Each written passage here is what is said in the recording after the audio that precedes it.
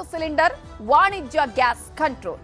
ಸದನದಲ್ಲೂ Congress BJP ನಾಯಕರ gas ಗಲಾಟೆ. ಕೇಂದ್ರದ ವಿರುದ್ಧ ಆರೋಪ, ಪರ್ಯಾಯ ವ್ಯವಸ್ಥೆಗೆ ಪ್ಲಾನ್. ಇದುವೇ ಚದುರಂಗದ ಎರಡನೇ ಸ್ಟೋರಿ, ಗ್ಯಾಸ್ ಗದ್ದಲ.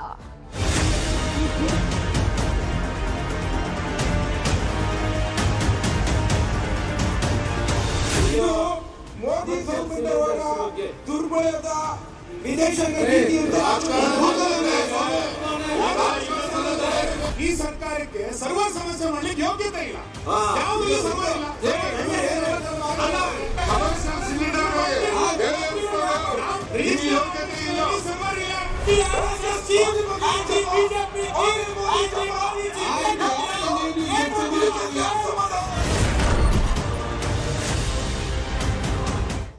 ಜನಸಾಮಾನ್ಯರು ತೊಂದರೆಯನ್ನು ಅನುಭವಿಸ್ತಾ ಇದ್ದಾರೆ. ಆದ್ರೆ ಇದರಲ್ಲಿ ರಾಜಕೀಯ ಮೇಲಾಟಗಳು ಜಾಸ್ತಿಯಾಗಿ ಕಾಣಿಸ್ತಾ ಇದೆ. ಗ್ಯಾಸ್ ಅಭಾವವನ್ನು ಸೃಷ್ಟಿ ಮಾಡಲಾಗಿದೆ ಅಂತ ಹೇಳ್ತಾ ಇದ್ರೆ, ಮತ್ತೊಂದು ಕಡೆ ಈ ರೀತಿಯಾಗಿ ಬೆಲೆ ಏರಿಕೆಗೆ ಕಾರಣ ಆಗಿರೋದು ಕೇಂದ್ರ ಅಂತ ಹೇಳಿ ಈಗಾಗಲೇ ಆರೋಪವನ್ನು ಕೂಡ ಮಾಡಲಾಗ್ತಾ ಇದೆ. ವಿಧಾನಸಭೆಯಲ್ಲಿ ಇವತ್ತು ಸರ್ಕಾರ ಆರೋಪ ಮಾಡಿದ್ರೆ ಈ ವಿಚಾರಕ್ಕೆ ಸಂಬಂಧಪಟ್ಟ ಹಾಗೆ ಕೇಸರಿ ಕೆಂಡಾಮಂಡಲ ಕೂಡ ಆಗಿದೆ.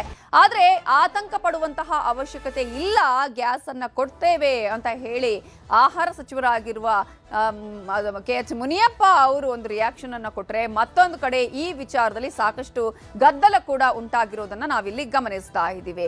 ಹಾಗಾದ್ರೆ ಈ ವಿಚಾರಕ್ಕೆ ಕೇಂದ್ರವೇ ಕಾರಣ ಅಂತ ಹೇಳಿ ಆಡಳಿತ ಪಕ್ಷದವರು ಹೇಳಿದ್ರೆ ಅದಕ್ಕೂ ನಮಗೂ ಸಂಬಂಧ ಇಲ್ಲ ಅಂತ ಹೇಳಿ ಬಿಜೆಪಿಯವರು ಕೂಡ ಹೇಳ್ತಾ ಇದ್ದಾರೆ. ಹಾಗಾದ್ರೆ ಈ ಗ್ಯಾಸ್ ಗದ್ದಲ ವಿಧಾನಸಭೆಯಲ್ಲಿ ಯಾವ ರೀತಿಯಾಗಿ ಆಯ್ತು ಅಂತ ನಾವು ನೋಡ್ತಾ ಹೋಗೋದಾದ್ರೆ, ಕೇಂದ್ರವೇ ಕಾರಣ ಅಂತ ಹೇಳಿ ಈಗಾಗಲೇ ಕಾಂಗ್ರೆಸ್ನವರು ಆರೋಪ ಮಾಡ್ತಾ ಇದ್ರೆ, ಕೇಂದ್ರ ಸರ್ಕಾರದಿಂದ ಬೆಲೆ ಏರಿಕೆ ಮಾಡಲಾಗಿದೆ ಅಂತ ಹೇಳಿದ್ರೆ ಬಿಜೆಪಿ ಅವರು ಹೇಳ್ತಾ ಇದ್ದಾರೆ ಸೆಸ್ಗಳನ್ನ ಹಾಕಿರೋದು ನೀವು, ಅದಕ್ಕೆ ಕಾರಣ ಕಾಂಗ್ರೆಸ್ನವರು ಅಂತ ಹೇಳಿ.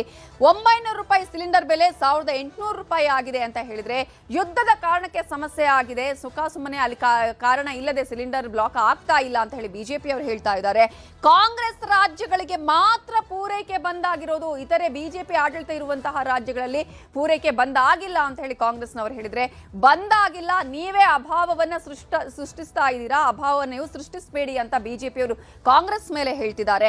ಕಾಂಗ್ರೆಸ್ನವರು ಹೇಳ್ತಾರೆ ರಾಜ್ಯಗಳಿಗೆ ಸಪ್ಲೈ ಮಾಡೋದು ಕೇಂದ್ರ, ಇದನ್ನ ಯಾಕೆ ನೀವು ರಾಜ್ಯ ಸರ್ಕಾರದ ಮೇಲೆ ಹೇಳ್ತಾ ಇದ್ದೀರಿ, ಅಭಾವ ಸೃಷ್ಟಿ ಮಾಡ್ತಾ ಇದ್ದೀರಿ ಅಂತ ಕೇಳಿದ್ರೆ ಬಿಜೆಪಿ ಅವರು ಹೇಳ್ತಾ ಇದ್ದಾರೆ ಬುಕ್ಕಿಂಗ್ ನಲ್ಲಿ ಸರ್ವರ್ ಸಮಸ್ಯೆ ಆಗ್ತಾ ಇದೆ, ಆ ಸರ್ವರ್ ಸಮಸ್ಯೆ ಆಗ್ತಾ ಇರೋದು ನಿಮ್ಮಿಂದಾಗಿ, ಅದನ್ನ ಬಗೆಹರಿಸುವಂತಹ ಯೋಗ್ಯತೆ ನಿಮ್ಗೆ ಇಲ್ಲ ಅಂತ ಹೇಳಿ ಕಾಂಗ್ರೆಸ್ ವಿರುದ್ಧ ಬಿಜೆಪಿ ಅವರು ಆರೋಪ ಮಾಡ್ತಾ ಇದ್ರೆ, 75 ದಿನ ಸಮಸ್ಯೆ ಆಗಲ್ಲ ಅಂತ ಹೇಳಿದ್ರಲ್ಲ, ಆದ್ರೂ ಕೂಡ ನೀವೀಗ ಎಸ್ಮಾ ಜಾರಿ ಮಾಡಿದಿರಲ್ಲ, ಎಸ್ಮಾ ಜಾರಿ ಮಾಡಿದ್ ಯಾಕೆ, ಹಾಗಾದ್ರೆ ನಮ್ಮಲ್ಲಿ ಯಾವುದೇ ರೀತಿಯಂತ ಸ್ಟಾಕ್ ಇಲ್ವಾ ಅನ್ನುವಂತ ಪ್ರಶ್ನೆ ಕೇಳಿದ್ರೆ ಕಾಂಗ್ರೆಸ್ನವರಿಗೆ ಹೇಳ್ತಾ ಇದ್ದಾರೆ ಬಿಜೆಪಿಯವರು, ಜನರಿಗೆ ತೊಂದರೆ ಆಗದಂತೆ ನಾವು ಎಸ್ಮಾ ಜಾರಿ ಮಾಡಿ ಮುಂಜಾಗ್ರತಾ ಕ್ರಮಗಳನ್ನ ಕೈಗೊಂಡಿರುವಂತದ್ದು, ಎಲ್ಲೂ ಕೂಡ ಈ ರೀತಿಯಾಗಿ ಮಾರಾಟ ಆಗಬಾರ್ದು ಅಥವಾ ಇದರ ದುರುಪಯೋಗ ಆಗಬಾರ್ದು ಅನ್ನುವ ಕಾರಣಕ್ಕಾಗಿ ಎಸ್ಮಾ ಜಾರಿ ಮಾಡಿದ್ದು ಅಂತ ಹೇಳಿದ್ರೆ, ಕಾಂಗ್ರೆಸ್ನವರು ಹೇಳ್ತಾ ಇದ್ದಾರೆ ಕೇಂದ್ರದ ವಿರುದ್ಧ ಪ್ರತಿಭಟನೆ ಮಾಡಿದ್ರೆ ಮೂರ್ಖರು ಅಂತ ಹೇಳ್ತೀರಾ, ಹಾಗಾದ್ರೆ ಪ್ರತಿಭಟನೆ ಮಾಡಿದ್ರೆ ಅವರು ಮೂರ್ಖರ ಅನ್ನುವಂತಹ ಪ್ರಶ್ನೆಯನ್ನ ಕೇಳಿದ್ರೆ, ಮೂರ್ಖರೇ ಪ್ರತಿಭಟನೆಗೆ ಇಳಿಯೋದು ಅಂತ ಹೇಳಿ ಕಾಂಗ್ರೆಸ್ ವಿರುದ್ಧ ಬಿಜೆಪಿಯ ನಾಯಕರುಗಳು ಅಲ್ಲಿ ಆಕ್ರೋಶವನ್ನು ಕೂಡ ವ್ಯಕ್ತಪಡಿಸ್ತಾರೆ.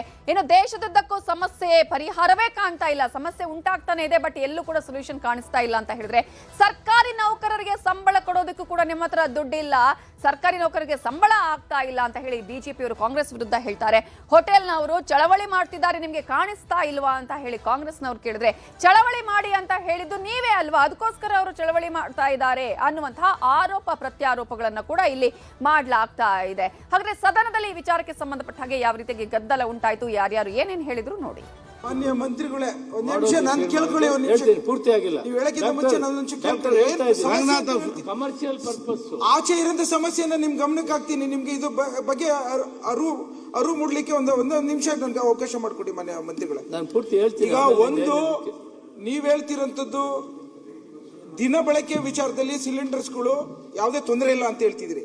ನಾನು ಈಗ ತಾನೆ ನಮ್ಮ ಸುತ್ತಮುತ್ತ ಇರೋಂಥ ಹೋಟೆಲ್ಸ್ಗಳಿಂದ ಮತ್ತು ದಿನಬಳಕೆ ವಿಚಾರದಲ್ಲಿ ಯಾರು ಲೋಕಲಲ್ಲಿ ಏಜೆನ್ಸಿಗಳು ಇಟ್ಕೊಂಡಿದ್ದಾರೆ 900 ರೂಪಾಯಿ ಇರೋಂಥದ್ದನ್ನ ಇವತ್ತು ಕೇಂದ್ರ ಸರ್ಕಾರ ಯಾವ ರೀತಿ ಗಾಯಕ್ಕೆ ಉಪ್ಪು ಹಾಕದಂಗೆ 60 ರೂಪಾಯಿ ಹೆಚ್ಚಿಗೆ ಮಾಡಿದ್ರು. ಅದಲ್ಲದೆ ಇವತ್ತು ನೀವು ಆಚೆ ದಿನಬಳಕೆಗೆ 15 ದಿನ 3 ತಿಂಗಳು ಏನೋ ಅಡ್ವಾನ್ಸ್ ಇತ್ತು, ಈಗ 900 ರೂಪಾಯಿ ಇರೋದು 1800 ರೂಪಾಯಿಗೆ ಬೆಲೆನ ಕೊಟ್ಟು ತೆಗೆದುಕೊಳ್ಳುವಂತ ಸಂದರ್ಭನ ದಿನ ಬಳಕೆಗೆ ಯುದ್ಧ ಸಂದರ್ಭ ಆದಾಗ ಪೆಟ್ರೋಲಿಯಂ ಈ ತರದಕ್ಕೆ ಕ್ರೈಸಿಸ್ ಆಗೇ ಆಗುತ್ತೆ. ಯುದ್ಧ ನಿಲ್ಲದ ಅಂತಾರಾಷ್ಟ್ರೀಯ ಮಟ್ಟದ ಸಂಬಂಧ ಈ ವ್ಯತ್ಯಾಸಗಳು. ನಾನು ಹೇಳ್ತೀನಿ, ನಾನು ಹೇಳ್ತಾರೆ ಕೊಟ್ಟಿರೋದು ಇಷ್ಟೆಲ್ಲ ಮಾಡಿದಾಗ ಅನಗತ್ಯವಾಗಿ ಇದಕ್ಕೆ ಹಂಗಾಗಿದೆ ಹಿಂಗಾಗಿದೆ ಅಂತ ರಾಜಕಾರಣ ಮಾತಾಡೋದಾದ್ರೆ ನಾನು ಹೇಳ್ಬೇಕಾಗತ್ತೆ, ಏನೋ ಸಮಸ್ಯೆ ಇಲ್ದಲೆ ಈ ಸರ್ಕಾರಕ್ಕೆ ಸರ್ವರ್ ಸಮಸ್ಯೆ ಮಾಡ್ಲಿಕ್ಕೆ ಯೋಗ್ಯತೆ ಇಲ್ಲ. ಯಾವುದ್ರಲ್ಲಿ ಸರ್ವರ್ ಇಲ್ಲ. ಈ ಗ್ಯಾಸ್ ಸಿಲಿಂಡರ್ಗಳನ್ನ ಕೊಡ್ತಕ್ಕಂಥವ್ರು ಯಾರ್ರೀ? ಕೇಂದ್ರ ಸರ್ಕಾರ ಅಲ್ವಾ? ಒಂದ್ಸರಿ ನೀವು ಕೇಂದ್ರ ಸರ್ಕಾರ ಮೆಟ್ರೋ ಒಂದ್ ಸೆಕೆಂಡ್ ಯಾಕೆ ಸುಮ್ನೆ ಎಲ್ಲರೂ ನಿಂತ್ಕೊಳ್ಳೋದು ಯಾಕೆ ಕೂತ್ಕೊಂಡು ನೀವು ಮಾತಾಡ್ತಿರಲ್ಲ? ಉತ್ತರ ಹೇಳಕ್ಕೆ ಅವಕಾಶ ಕೊಡಿ. ಕೂತ್ಕೊಳ್ಳಿ ರಂಗನಾಥ್,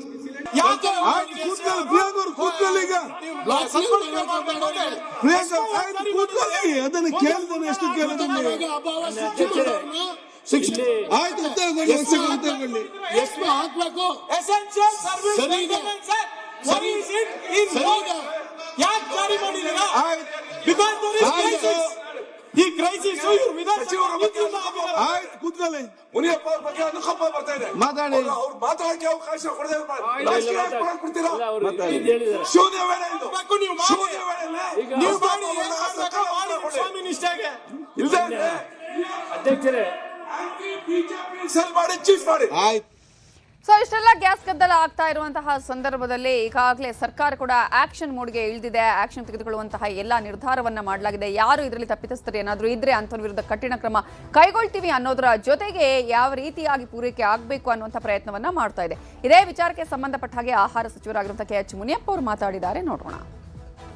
ಅದಕ್ಕಿಂತ ಮೊದಲು ಏನ್ ಮಾಡ್ತೇನೆ ಅಂದ್ರೆ, ನಾನು ಅಪೀಲ್ ಮಾಡ್ತೀನಿ ಗ್ರಾಹಕರನ್ನ, ದೇಶ ಕಷ್ಟ ಪರಿಸ್ಥಿತಿಯಲ್ಲಿರುವಾಗ ಯುದ್ಧ ನಡೆಯುವಂಥ ಸಂದರ್ಭದಲ್ಲಿ ಎಲ್ಲರೂ ಸಹಕರಿಸಬೇಕು. ಎರಡನೇದು, ಕಮರ್ಷಿಯಲ್ ಎಸೆನ್ಷಿಯಲ್ ಅವಶ್ಯಕತೆ ಇರೋದು ಎಲ್ಲಿದೆ, ಹಾಸ್ಪಿಟಲ್ ಕೊಡಲೇಬೇಕು, ಶಾಲೆ ಹಾಸ್ಟೆಲ್ ಕೊಡಲೇಬೇಕು. ಹಾಸ್ಪಿಟಲ್ಗೆ ಇಂಥದಕ್ಕೆ ವಿಶೇಷವಾಗಿ ಉತ್ಪಾದನೆ ಮಾಡುವಂಥ ವಸ್ತುಗಳು ಪದಾರ್ಥಗಳನ್ನು ಮಾಡುವಂಥ ಸಂದರ್ಭದಲ್ಲಿ ಅದಕ್ಕೆ ಸಿಲಿಂಡರ್, ಕಮರ್ಷಿಯಲ್ ಸಿಲಿಂಡರ್ ಕೊಡ್ತೀವಿ. ಒಟ್ಟಾರೆ ಹೋಟೆಲ್ಸ್ ಅವರು, Kalyana Mantapa ನಡೆಸೋರು, convention halls programmes ಮಾಡೋರು ಈ ಕಷ್ಟ ಸಂದರ್ಭದಲ್ಲಿ ಸಹಕರಿಸಬೇಕು. ಯಾಕಂದ್ರೆ ಮುಖ್ಯವಾಗಿ ನಾವು ಗ್ರಾಹಕರನ್ನ ನೋಡ್ಬೇಕಾಗ್ತದೆ. ಗ್ರಾಹಕರು ಕುಟುಂಬದಲ್ಲಿ ಅನುಕೂಲ ಮಾಡಿಕೊಡ್ಬೇಕಾಗಿದೆ. ಆದ್ರಿಂದ ಅದನ್ನ ಸಹಕರಿಸಬೇಕು. ಅದೇ ರೀತಿ ಪ್ರತಿ ವಾರಾನು ಸೆಕ್ರೆಟರಿ ಅವರ ನೇತೃತ್ವದಲ್ಲಿ ಆಯಿಲ್ ಕಂಪನೀಸು, ಗೈಲ್ ಕಂಪನಿಯವರು ಪ್ರತಿ ವಾರಾನು ಅವರು ರಿಪೋರ್ಟ್, ಅವರು ಮೀಟಿಂಗ್ ಮಾಡಿ ರಿಪೋರ್ಟ್ ಅನ್ನ ಮುಖ್ಯಮಂತ್ರಿಗಳಿಗೆ ಕೊಡ್ಬೇಕಂತ ಕೂಡ ನಾನು ಇವತ್ತು ತೀರ್ಮಾನ ಹೇಳಿದ್ದೀನಿ. ಯಾರು ಆತಂಕ ಪಡಬೇಕಾಗಿಲ್ಲ. ಮತ್ತು ಅಪೀಲ್ ಕೂಡ ಮಾಡ್ತೀನಿ, ಮಿತಿ ವ್ಯಯ ಮಾಡಬೇಕು. ಯುದ್ಧ ಕಾಲದಲ್ಲಿ ನಾವೆಲ್ಲ ಕಲ್ಕೊಳ್ಬೇಕಾಯ್ತು. ಹೋಟೆಲ್ ಹೇಳ್ರಿ, ಸಹಕರಿಸಬೇಕು. ಸರ್ಕಾರಿ ಸಂದರ್ಭದಲ್ಲಿ ಹೇಳ್ತಾ, ಕಮರ್ಷಿಯಲ್ ಅವರು ಈ ಸಂದರ್ಭದಲ್ಲಿ ಹೋಟ್ಲರ್ಗೆ ಸ್ವಲ್ಪ ಕಷ್ಟ. ಆಮೇಲಿಂದ ಕನ್ವೆನ್ಷನ್ ಆಲ್ಸೋ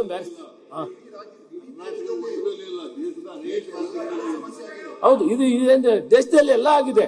ಆದ್ರೆ ಅಡ್ರೆಸ್ ಮಾಡೋದಕ್ಕೆ ನಾವೇನು ಇಲ್ಲ ಅಂತ ಹೇಳಲ್ಲ. ಭಾರತ ದೇಶದಲ್ಲಿ 25ರಿಂದ 30% ನಾವು ಉತ್ಪಾದನೆ ಇದೆ. ನಾನು ಕೇಂದ್ರದಲ್ಲಿ ಸರ್ಕಾರದಲ್ಲಿ ಕೆಲಸ ಮಾಡಿದ್ದೇನೆ, ಉತ್ಪಾದನೆ ಇದೆ. ಆ ಉತ್ಪಾದನೆಯಿಂದ ಇವತ್ತು ಯುದ್ಧ ನಡೆದು ಅವ್ರು ಕೊಡಕ್ಕಾಗದಿದ್ರು ಕೂಡ ನಾವು ಒಂದು ಸಿಲಿಂಡರು ಒಂದು ಕುಟುಂಬಕ್ಕೆ ಕೊಡ್ತೀವಿ. ಅದಕ್ಕೇನು ತೊಂದರೆ ಇಲ್ಲ. ಮಿಕ್ಕಿದ್ದಕ್ಕೆ ಸಹಕರಿಸಬೇಕು.